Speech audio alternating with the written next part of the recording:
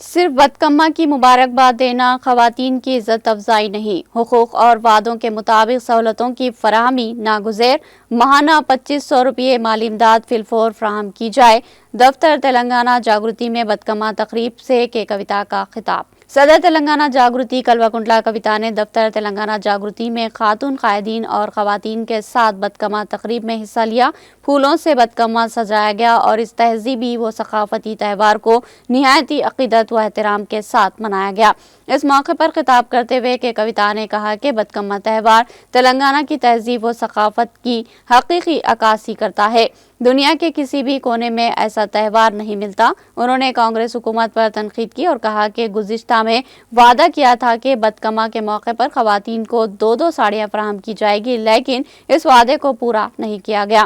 کویتا نے کہا کہ صرف بتکما کی مبارکباد دینا خواتین کی عزت افزائی نہیں ہے، خواتین کو ان کے حقوق فراہم کیے جانے چاہیے اور خواتین سے کیے گئے وعدوں کے مطابق سہولتیں فراہم کی جانی چاہیے۔ صدر تلنگانہ جاگرتی نے حکومت سے پرزور مطالبہ کیا کہ وہ خواتین کو ماہانہ 2500 روپے مالی امداد کی فراہمی کو یقینی بنائے۔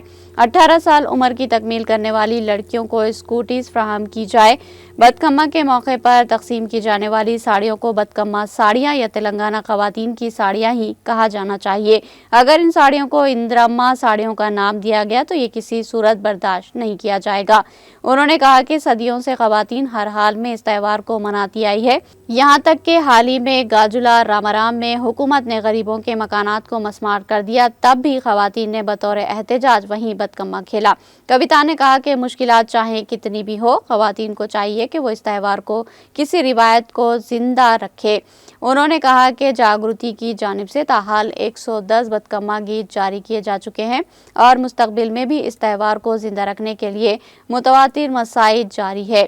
بتکما کے موقع پر تلنگانہ جاگرتی کی جانب سے تیار کردہ بتکما گیت 2025 کو کے کویتا نے لانچ کیا۔ اس گیت کو مشہور گلوکارہ منگلی نے آواز دی، شاعر ایم تروپتی نے گیت کو تحریر کیا، جبکہ موسیقی ایس کے مدن کی ہے۔